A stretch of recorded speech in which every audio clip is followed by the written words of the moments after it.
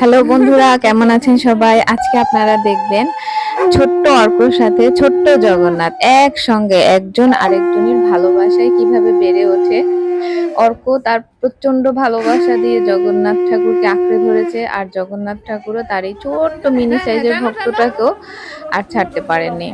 তো এই যে ওর ছোট্ট একটি রথ তার বন্ধুদের নিয়ে ও যখন তৃতীয় শ্রেণীতে পড়ে তখন এই রথটি ও শুরু করে। তো আমরা খিচুড়ি খাই, খুব আনন্দ করি। রথটি কিভাবে আমি ঘরে শুরু করলাম, একবার অর্ককে নিয়ে আমি যখন আমাদের বাসার সামনে থেকেই রথ যায়, বাংলাদেশের সব থেকে বড় রথটা, তো সেটা দেখতে গেলাম। কিন্তু ওকে নিয়ে অনেক দৌড়েছি, পেছন পেছন পেছন পেছন, দড়ি ধরতে পারেনি।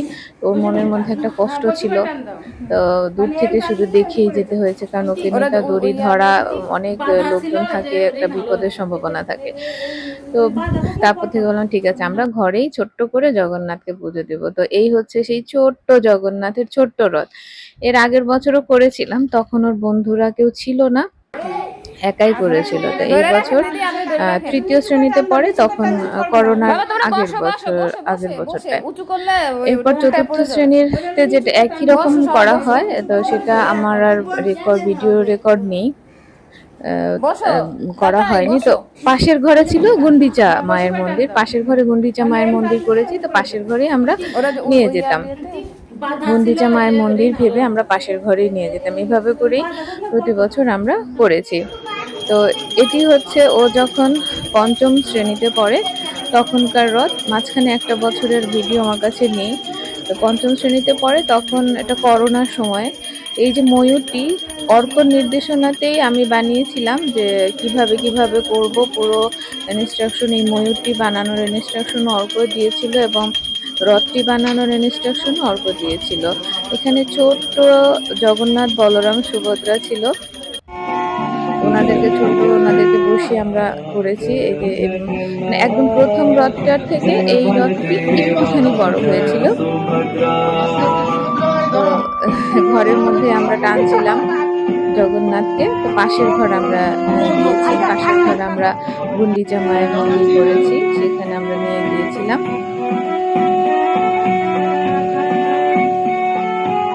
অর্ক এভাবেই আমরা ছোট্ট তো জগন্নাথ, তাকে তো দাঁড়িয়ে দাঁড়িয়ে টানা যায় না, রাত্রি অর্ক এভাবে করেই টানতো। আর এই যে ছোট্ট মাধুর্য প্রতি বছর আমাদের সঙ্গে রথ করেছে। এই যে আমাদের গুন্ডিচা মায়ের মন্দির, আমরা গুন্ডিচা মায়ের মন্দিরে নিয়ে এসেছি, সেখানে মাধুর্য আর অর্ক। এই বছরটার বন্ধুরা আসেনি, কারণ করোনার মধ্যে বন্ধুদেরকে পাওয়া যাচ্ছিল না। ও ওর মতো করে ওর ভালোবাসা, ভক্তি, শ্রদ্ধা দিয়ে করেছে। আমাদের সঙ্গে আমাদের প্রতিবেশীরা ছিলেন, সবাই মিলে আমরা খুব আনন্দ করে করেছিলাম এই বছর। তারপর যথারীতি প্রতি বছরই আমরা এইভাবে করে বিসর্জন দিয়ে দিতাম রথটি, যেহেতু কাগজের রথ, তাই বিসর্জন দিয়ে পরের বছর আবার নতুন করে বানাতে হতো। এভাবে করে আমরা আমাদের পাশের যে পুকুরটি, বাড়ির পাশের পুকুরটি, সেখানে এসে আমরা বিসর্জন দিয়ে দিতাম।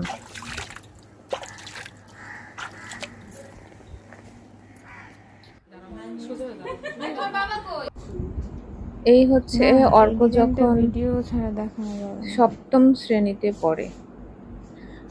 শ্রেণীতে পড়ে, সেই বছরে আগের রাত্রি থেকে একটু বড়, আমি নিজেই ঘরের মধ্যে কাঠ জোগাড় করে টোরে নিজেই হাতুড়ি দিয়ে পিটিয়ে পাটিয়ে একটা বানিয়ে রেখেছি। এই যে রথটি করা হয়েছে।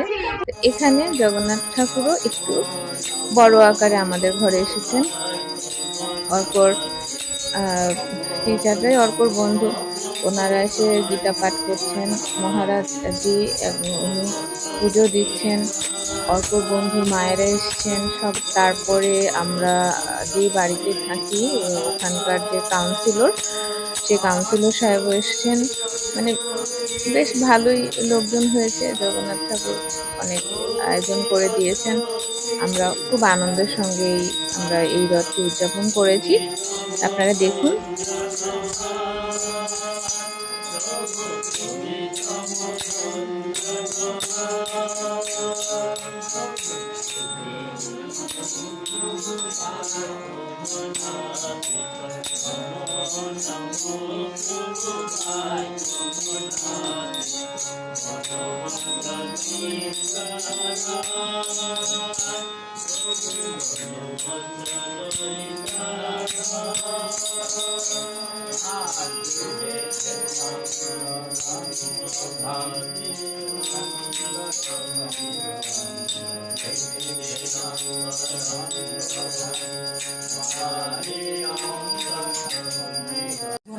চালটা রাধুনি তাইলে রান্না ভালো করছে। হয়।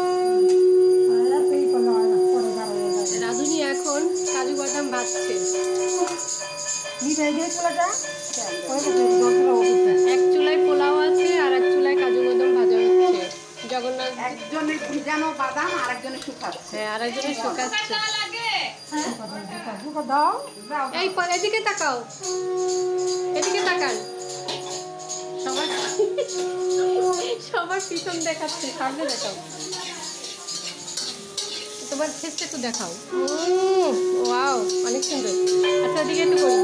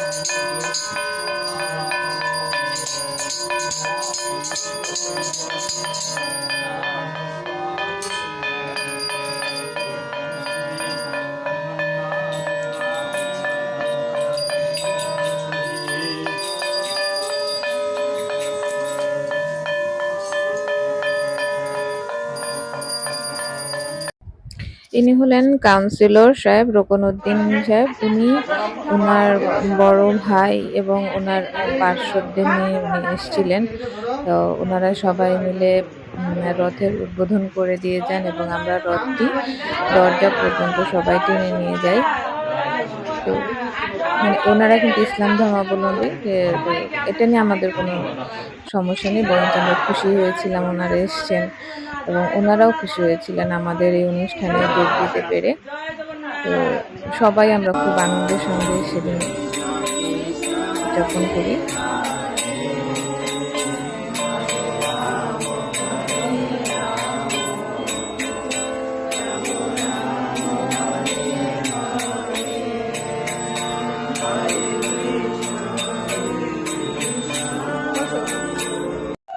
আস্তে আস্তে নেন।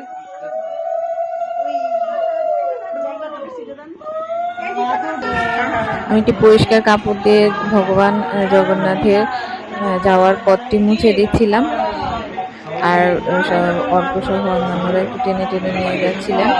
তো এইখানে জগন্নাথ ঠাকুরের রথের আকৃতি একটু বড় হওয়াতে অর্ক দাঁড়িয়ে দাঁড়িয়ে টানতে পারছিল।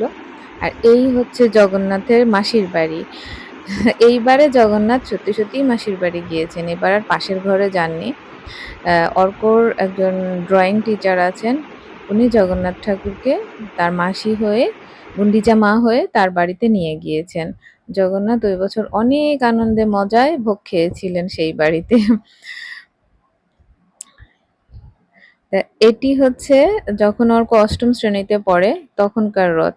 আমি ভাবলাম যে রথটা আর একটু বড় হলে ভালো হয়, তো একই সিস্টেমে নিচের দুটো তাকও করে নিলাম।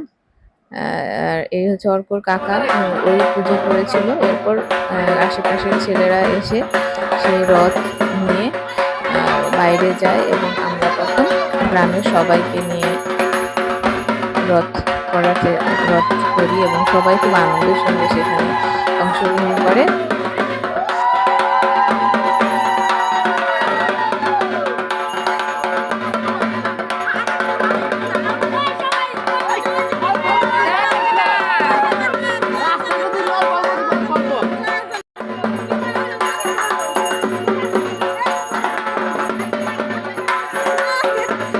ভগবান জগন্নাথ অর্কদের বাড়ি থেকে বের হয়ে এই যে রাস্তায় যাচ্ছেন।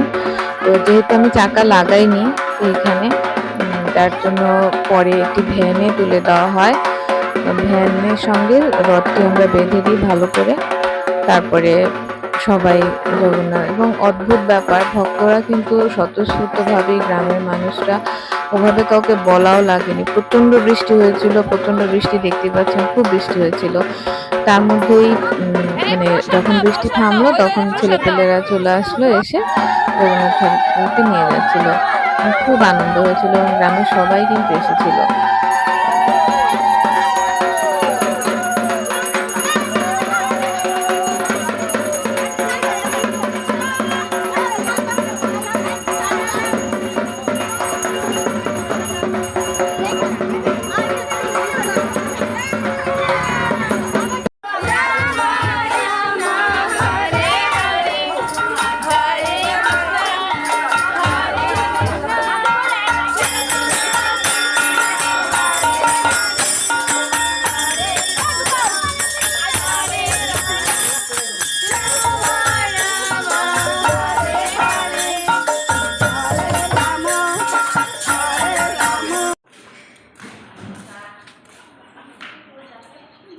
এই হচ্ছে বর্তমান চেহারা রথের।